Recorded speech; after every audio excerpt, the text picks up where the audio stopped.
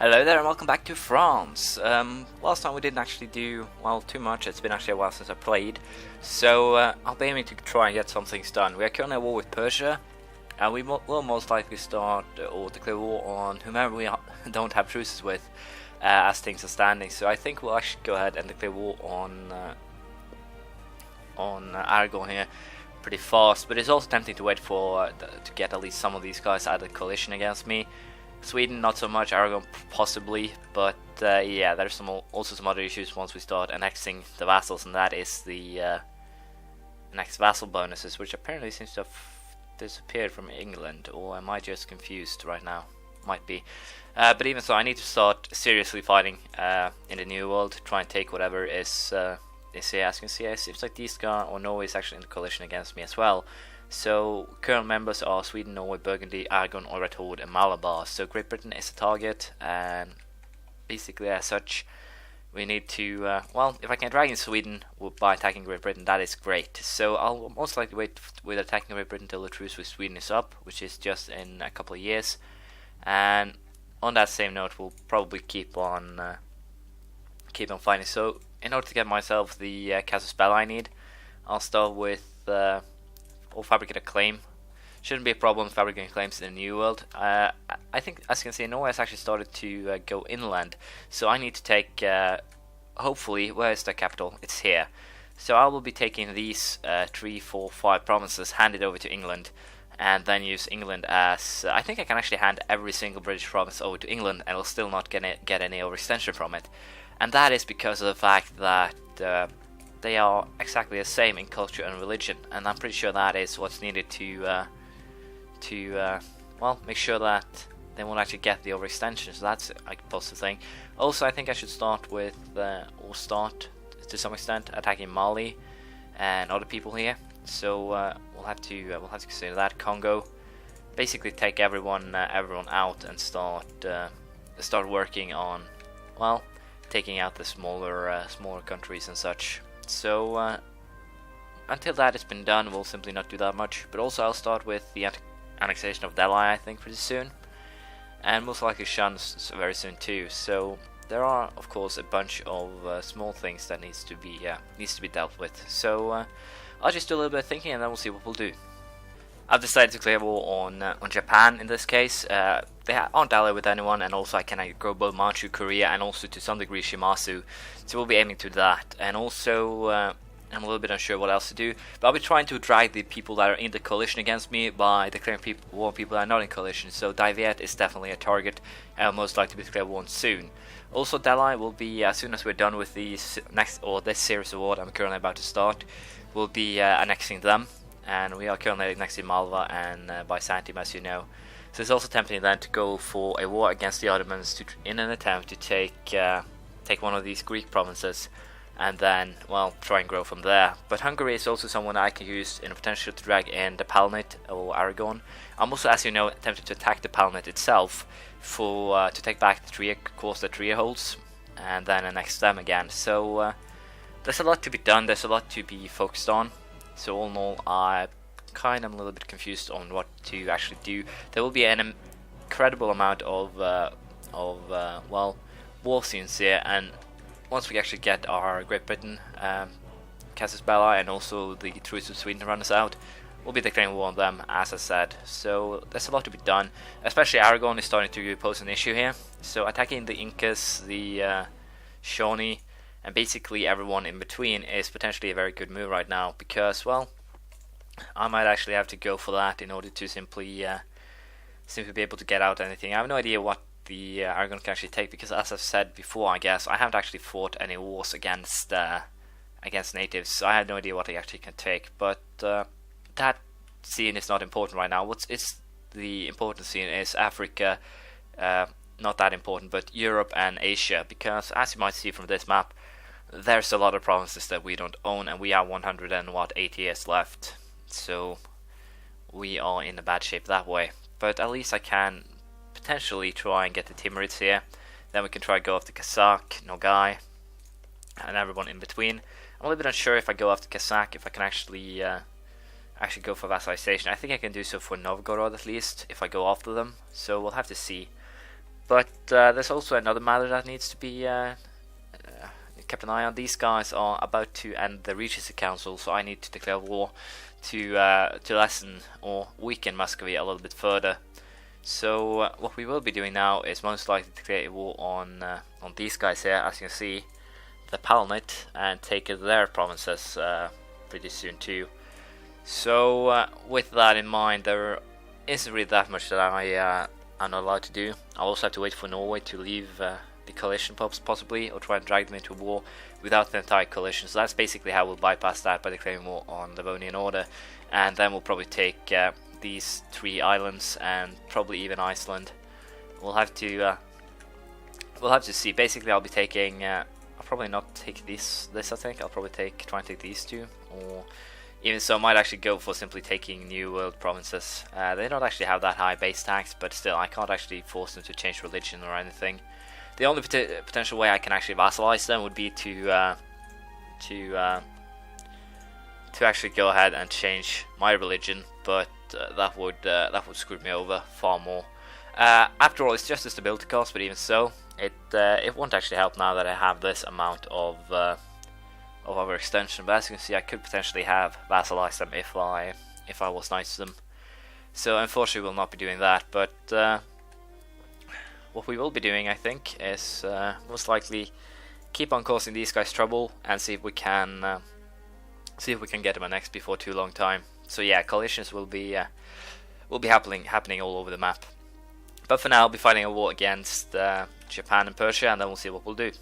As you can see, the war against Japan is going pretty well. I haven't actually started any other wars because I will be needing a lot of diplomacy power to end this. The deal with Japan, as of now, stands like this, and that will cost me 189 diplomatic power. And I also have an advice to anyone I actually haven't, or to anyone who's going to do the same thing as me. In my case, I set up Japan as a rival, as you can see here, and that pays off in a couple of matters, because without setting them as a rival, this would have cost me about 333 diplomatic power. But by setting them as my rivals, it's now only 189, and to show off this, I can do the same thing with Persia here. As you can see, 111 before setting them as my as my rivals, and we can remove Aragon and set them as my rivals instead, and then we'll see how it stands now. It cost me 10 diplomatic points, but now it's only 63. So that is a good way to save diplomatic points when you're doing this. Unfortunately, I didn't actually pick up on this trick until now, and I should have done it sooner. And also, I have 5 vassals over the limit, so Malva, Delhi, and Byzantium are definitely due for annexation, and most likely Castile will be soon too, along with a couple of others. Most likely, in this case, England or even Denmark. I'll have to consider it and see what we'll do. But for now, I have at least I must do that. But it's also the issue of these lands here. It'll take quite a while to get all this, not to mention the Ottomans. So I have more or less now. I think this will be a fail, but at least it'll give me and everyone else who have been watching this so far a good pinpointer on how late game expansion will work, especially if you go very overextended, which is what I'm planning to do. So we'll see how that plans out. But for now, I'll be fighting Japan and then Ming, most likely. I'll probably also declare on the Palatinate pretty soon. But here's a fact: there's no reason for me to declare a war in which I will not be able to make peace. In this case, if I were to declare war on the Palatinate, I wouldn't actually be able to make the peace there, I think, or the peace that I want, I think. I think I will be able to get these 4 provinces, but I might only get 3, and that would drag this out. But yeah, I actually need to declare war on the Palatinate now that I think about it, so I think we'll just go ahead.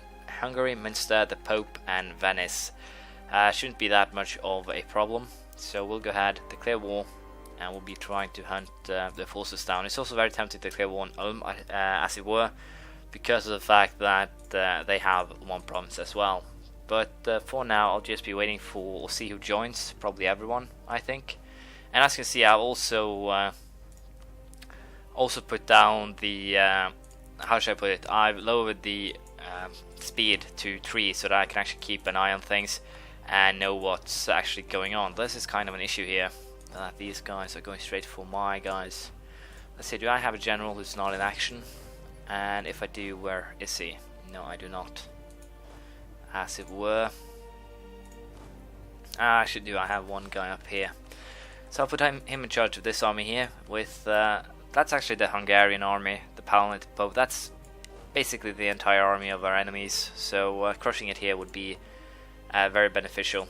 And I have a huge amount of well, this is kind of annoying that I can't actually just push this a little bit down, because when you get 2 rows it's actually hard to hit the general button, because as you can see these things actually stretch down a little bit further than the image suggests, which is kind of annoying. But yeah, I'll be dealing with these guys, sieging these provinces, and once I have, I'll be able to hand over the provinces to Trier, and then we'll most likely start the annexation of them pretty soon. So we'll see how it turns out. Military Tech 25 has been reached, and with it we also made peace with the Persians. In this case we took 3 provinces for Timurid, along with forcing them to, well, give up any deals with the Ottomans, so that is quite good. On a different note though, we have a little bit of problem here. They have set up a huge force that defeated my armies thanks to constant replenishment of troops. So I have gotten 2 detachments from the Swedish lands. I've sent them down south, and they are currently, well, the mercenaries are set to siege Brandenburg itself, and the other ones are set to come down to my lands here to help out and to force a victory against the Hungarians here. But as you can see, we're almost done with Japan as well. The only real issue here is that I do not have the diplomatic power needed to actually make the peace deal, so we'll simply be sieging as much land as possible, and then we'll be making peace once we actually have sorted this out. But at least there is one positive: I'll be getting all of Korea's land back, and probably all of Manchu's in 1 or 2 more wars. So once the war with Japan is done, I'll probably start a war against Ming, with the goal of taking the last lands to Shun, and then start the annexation of them rather fast, because yeah, as you know, we are in the very late game here, and that is we are, well, not in a good spot really. When you think about it, I haven't really done much. I did manage to contain the others from taking too much of the lands up here, but even so, I haven't actually done a very good job of it, as both the Aragonese, the British, and the Norwegians have gotten their way up here. So if I were to give any advice to anyone else trying this, I'd rather say go for Asia simply at the start. Try to get as many royal marriages, vassalization, so forth. If you want to do anything, then simply crush them, take a couple of their provinces. Don't care about a coalition, because, well, basically, if you want to do this from Europe, you don't want to take on Catholics. Basically, when you want to do a world conquest in EU4, you don't want to take on your own brethren of religion, more or less. You don't want to take on your excuse me, let me begin again. You don't want to take on your religious brethren because of the fact that you can vassalize them, and you can also get royal marriages, unions, so forth.